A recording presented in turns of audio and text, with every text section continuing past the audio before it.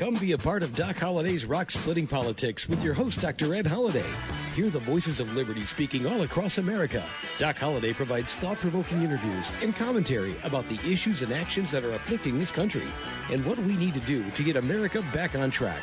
Get fired up, get inspired, get on board with Doc Holliday's Rock Splitting Politics right now. And here we go.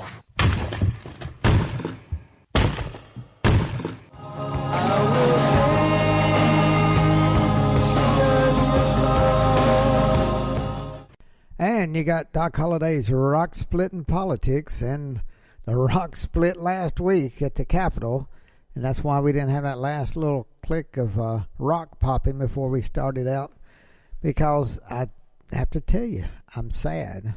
I'm sad that democracy was assaulted. I'm sad that Trump supporters, a few of them, were sucked into the trap. Antifa. When it's all said and done, we've seen them on the videos, and we know they were dressed up as Trump supporters. I'm in no way saying that the protesters who went into the Capitol building and started taking things and any kind of destruction, any kind of Trump supporters doing that, they need to be prosecuted. But the Antifa, I want to know, and there's cameras all over the U.S. Capitol, outside, inside. So I hope in an investigation they'll show who charged the doors. And now I have inside information, people being there. When I say inside information, I don't have anything from the Capitol Police, but some of the people I know who were on the outside.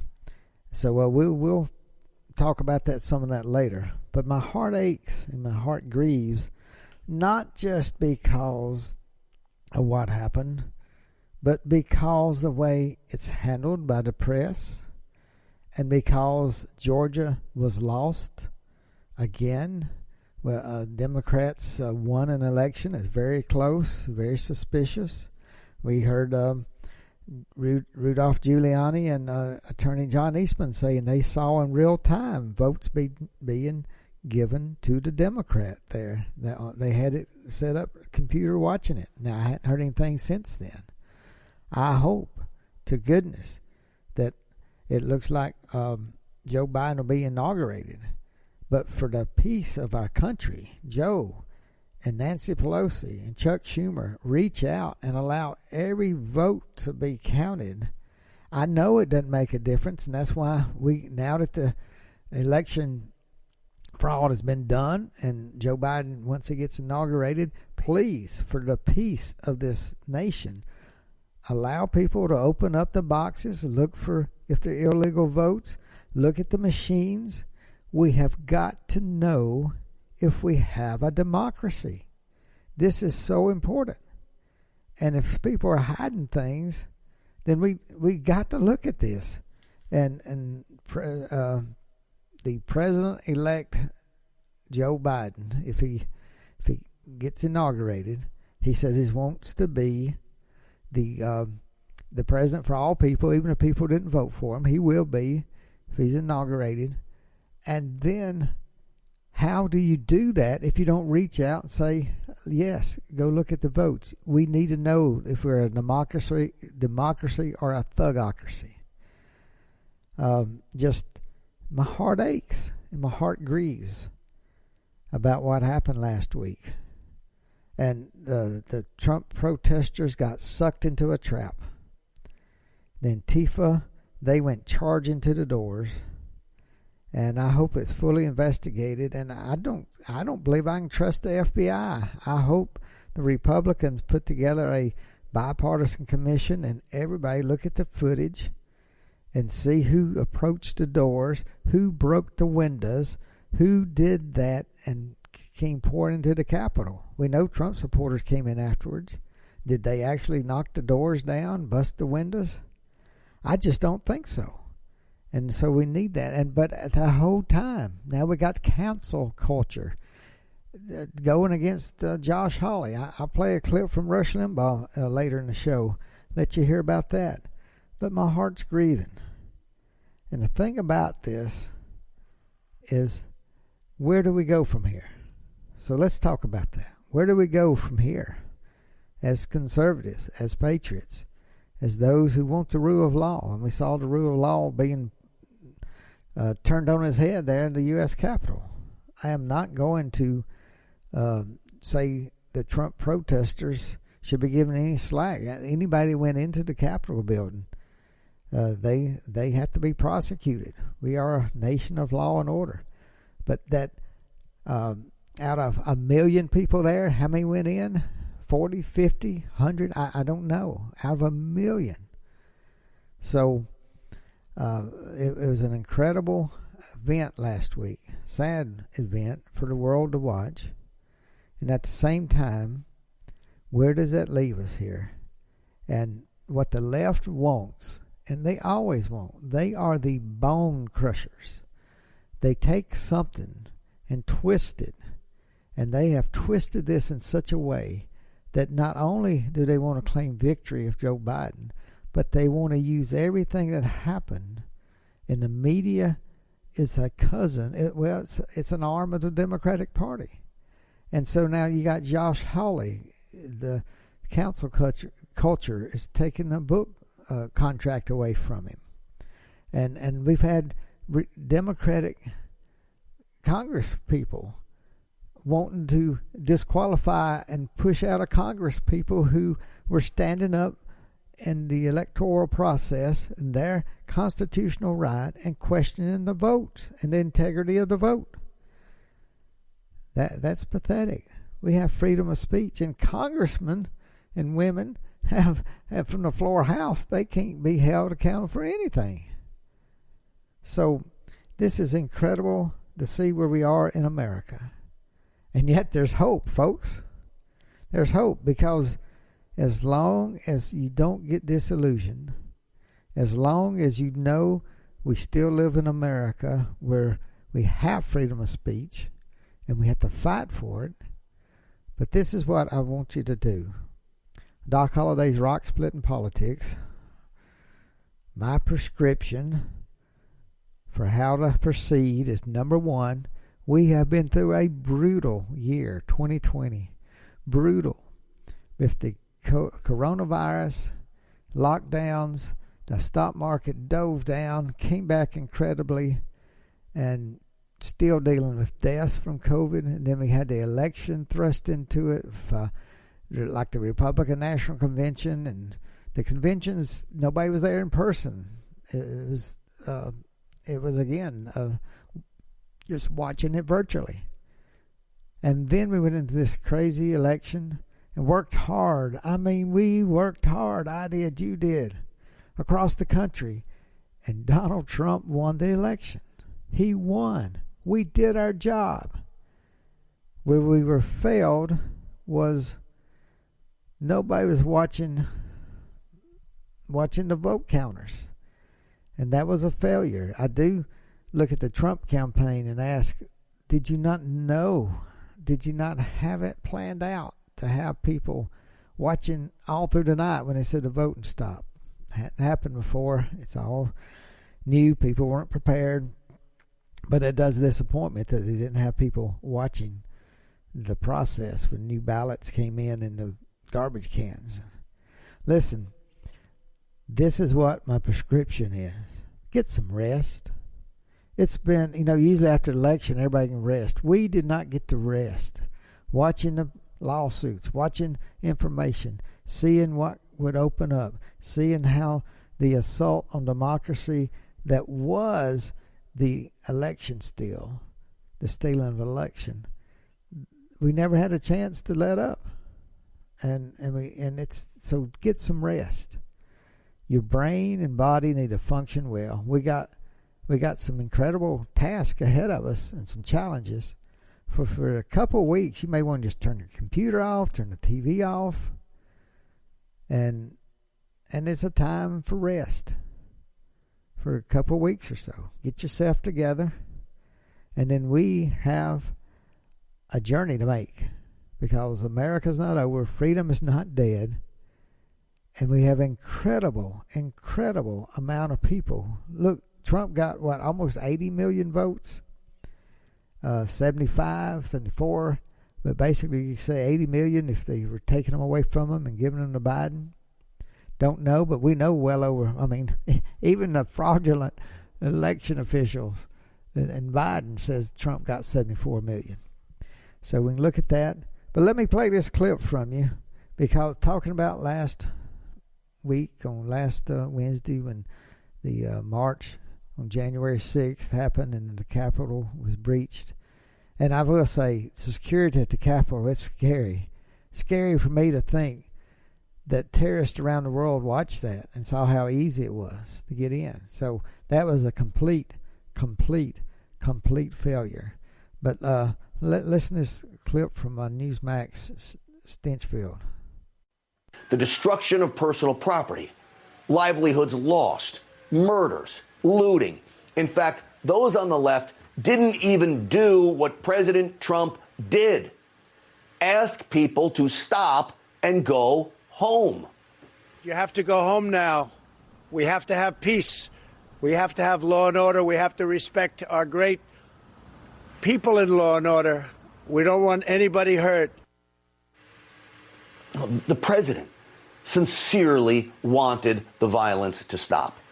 He asked people to remain peaceful. But I need to remind you of how the left acts. This is what we got during the height of the Antifa BLM riots. They're not going to stop. They're not going to stop. And this is a movement. Everyone beware. They're not going to let up, and they should not. And we should not. There needs to be unrest in the streets for as long as there's unrest in our lives. If you see anybody from that cabinet in a restaurant, in a department store, at a gasoline station, you get out and you create a crowd. And you push back on them. And you tell them they're not welcome anymore, anywhere. I just don't even know why there aren't uprisings all over the country, and maybe there will be. Again, let me be very clear here. I don't condone what happened inside the people's house. And I agree with Stinchfield. I don't condone what happened in the people's house. And they should be prosecuted, like I said. But all need to be. I've seen pictures of those in and walking around the Capitol. I want the pictures of the people who came in and knocked down the doors. Don't tell me there's not a camera all over the Capitol monitoring who's coming to a door. Show me those pictures. Release it, Capitol Police. We want to know the faces who knocked down the doors, knocked in the windows, and there's tapes everywhere out there of video camera, because we saw people yelling, Trump people going, it's Antifa, when they're knocking the windows out. We saw Trump people standing in front of the police to keep they knew they weren't Trump people, getting up in the faces of police and yelling at them. That was not Trump people. That was Antifa and others. Black Lives Matter, maybe. So thank you for the Trump people who stood up for America. And we need to tell those stories. We need to tell those stories. Now, when we are looking at, what they just showed, with Maxine Waters telling people get in the faces. And now they're blaming everything on Republicans, blaming everybody on Trump supporters, calling them terrorists, even President-elect Biden calling American terrorists, domestic terrorists, Trump supporters. The ones who went in, they need to be prosecuted, but they got caught in a trap. It was Antifa running to those doors. If they'll show the video, I believe that's what we're going to see. Allegedly, that it was a trap set for the Trump supporters. They fell right into it. And we need to let people know. Antifa, Black Lives Matter, identify them. That's what, with the FBI and everything we know, identify them and let us know what happened.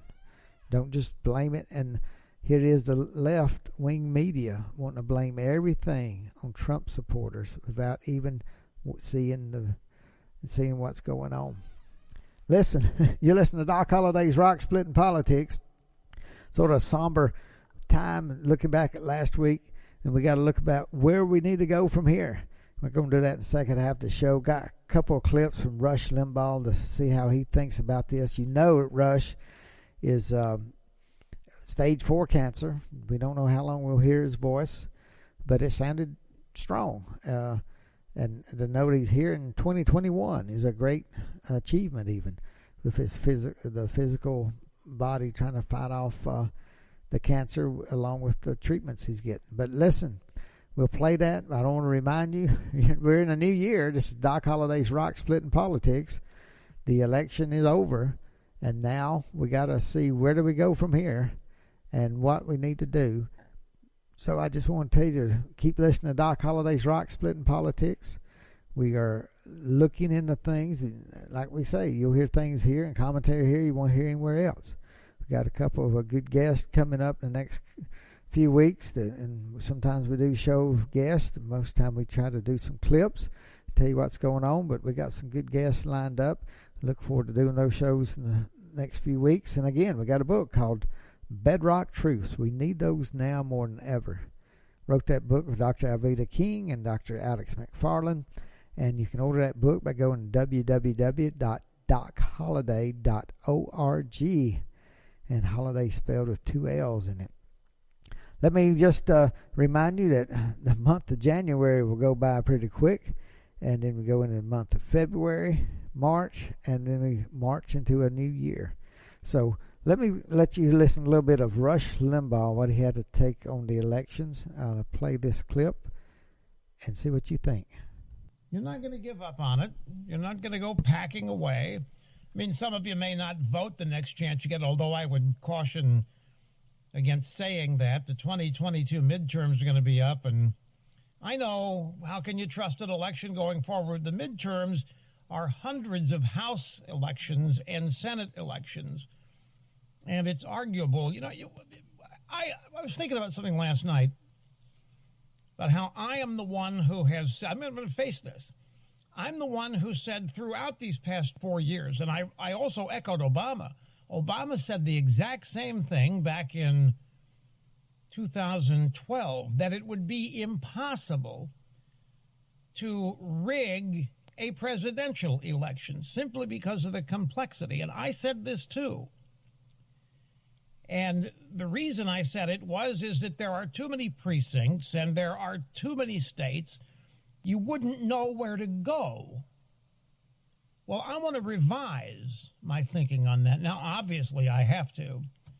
Because if you can cherry pick what you know are going to be the swing states and then specific precincts within those swing states, the fraud margin of victory is 1%, maybe 2% maximum. It's not big. In other words, you don't have to have massive fraud in order to rig a presidential race. You just need to have a margin of victory of 1%, 1.5% in the right places, which is what it looks like happened. So given that, I know a lot of people are of the impression and of the frame of mind that it's now ludicrous to trust any election result, and therefore it may even crazier to participate in elections. Now, you can do what you want. You know, I don't tell you what to do, and I don't tell you what to think. I give you the opportunity to agree with me, but there's no mandate that you do. But cheating, rigging a series of midterm elections, you know, the return incumbency rate in the House of Representatives, 95%. That's a big time, powerful figure. 95% of all incumbents win re-election. So if you want to try to have an outcome that's not legitimate, then you're going to have to pick the right races to target. You're going to have to do whatever you're going to do to rig or try to rig. Then it's going to be a massive number of places you're going to have to guess right. My point is that the midterm elections, I know a lot of you right now, you're really, you've had it. And what Rush is saying is what I've told you. That's why you need to rest. We've all had it. So take you a couple weeks of turning off the computer, turning off your cell phone, or just, You may not turn it all the way off, check something, but don't get so overloaded of all the stories coming out. Just rest. Your body needs it. Your mind needs it. Mine does. Yours does. And we'll catch up on some things, but take a moment to rest your body and mind. A moment, a week, 2 weeks, a few days, and then we look at the journey. But Rush is right. The midterms are real important. That's what he's trying to gear you up for. And it'll be hard for them to cheat in midterms. I hope we find out more how they cheated and hope everything is laid out there. And that's why I said, Joe Biden, if you want to have peace and bring this country together, say, open up all the avenues where there's questionable votes. You're in there. We can't get you out constitutionally once you get in. So let's see how. Just let us have peace of mind that we're living in a democracy and not a thugocracy. So that's what my message to Joe Biden is. Open everything up and let's see if somebody did cheat. Deck stacked against you, no matter what you do. You thought that about going in the Georgia runoff.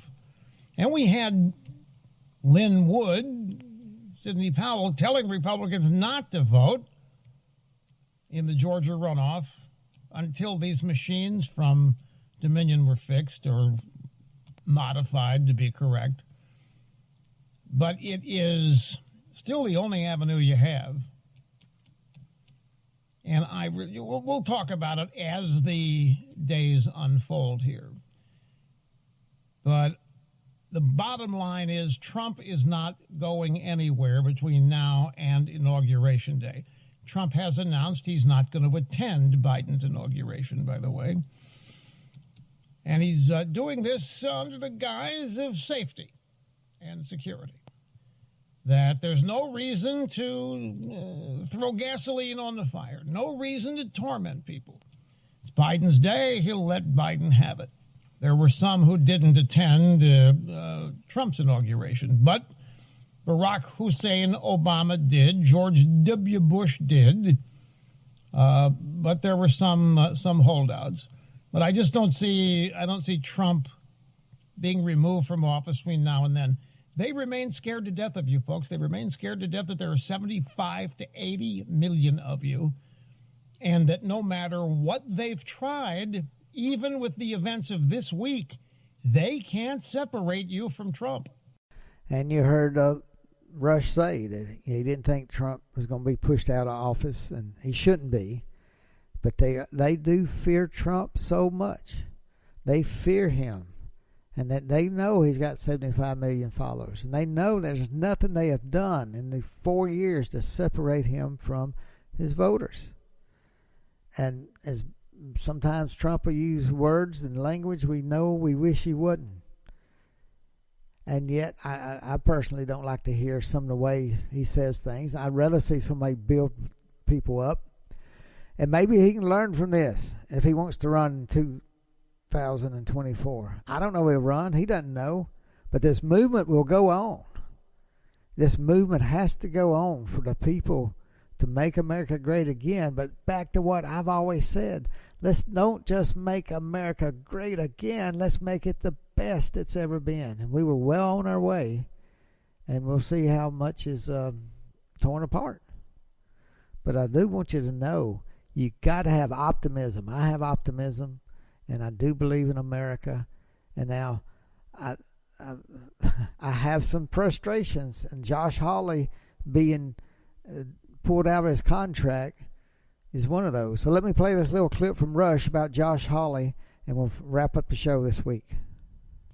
Remember, these are the people that do not think they should have to face opposition. They don't think they ought to have to debate you at all. That is beneath them. Dissenting ideas are beneath them. People that disagree with them, why, that's unheard of. We're not going to give people a time of day who disagree with us. We're not going to waste our time in debate. We don't want to have to change hearts and minds. That's not who we are, and that's not what we're about, they say. We're simply going to enforce what we believe and cancel people out who disagree with us. That's the cancel culture. And the latest example of the cancel culture is Josh Hawley. Senator from Missouri, Josh Hawley had a contract with Steinman und Schuster to publish a book. And Steinman und Schuster has canceled the contract. In its online catalog, Steinman und Schuster described Hawley's book as championing the idea that big tech companies, Facebook, Amazon, Apple, represent the gravest threat to American liberty since the monopolies of the Gilded Age, and proposes a dramatic, hopeful path forward. So Hawley's book, warning of the dangers of big tech, was canceled. 2021 has morphed into 1984. Steinman and Schuster decided to drop the publication even though there is a contract for it, after what Steinman und Schuster called the deadly insurrection that took place in the Capitol Wednesday. The title of Senator Hawley's book, The Tyranny of Big Tech, had been scheduled to go on sale in June, 6 months from now. In a statement on Thursday, Steinman und Schuster, which is a unit of Viacom CBS, said, quote, "We didn't come to this decision lightly." No, of course not. They never do. As a publisher, it'll always be our mission to amplify a variety of voices and viewpoints. At the same time, we take seriously our large public responsibility as citizens. And we cannot support Senator Hawley after his role in what became a dangerous threat to our democracy and freedom. Josh Hawley writing a book that they eagerly signed a contract to publish. Josh Hawley is now referred to as a dangerous threat to our democracy and freedom. Well, we've got something in our Constitution called the First Amendment. The First Amendment, it talks about free speech. Now, look, Simon and Schuster, they're free to cancel. It's a private business. If they don't want to run the book, if they want to run the risk of being sued by Senator Hawley, fine and dandy. There's no law mandating they publish the book. The purpose of my comments is not to in any way affect that. They can do what they want to do. The point is for them to say that they're engaging here in securing the principles of our democracy is a joke. They are doing the exact opposite here. And that's our challenge. How do we keep the press, the arm of the Democratic Party, and Silicon Valley social media giants, arm of the Democratic Party? They've gotten entrenched. And we got to rethink. I know there's Parler. A lot of people are leaving Twitter, going to Parler. There's alternatives to Facebook. And maybe that's something we need to think about. Just completely get 75 million people out off Facebook and go to something else. We got to be looking at that. But conservatives have got to get involved in the social media or create their own. There's copycats. We can create. But we got geniuses in the conservative movement. It's time to put some capitalism to work. And to the social media that's out there now is devastating to freedom in America. And so much of it is being controlled one way or the other by communist China, the CCP. And that is the scary thought with Joe Biden, president, connection of Hunter Biden. And we've had on this show, we've had a couple guests back before the election talking about how Joe Biden in 2012 putting together the the Communist Party of China with the Hollywood. And that's when you see more and more nice things said about China, and China involved in a lot of movies from different studios. But that was just the beginning. And the links, associations, it's incredibly insane how we voted, America voted for this guy. I know it as a joke. I know America did not vote for him, but the people in charge put him in charge. And that's incredibly scary.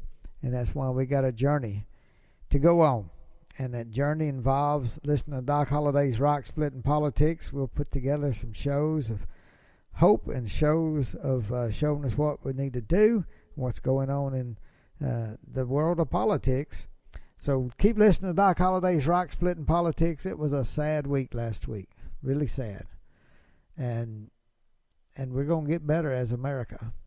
Sometimes it's the tough lessons, the tough experiences that we don't deserve, and yet it'll make us stronger.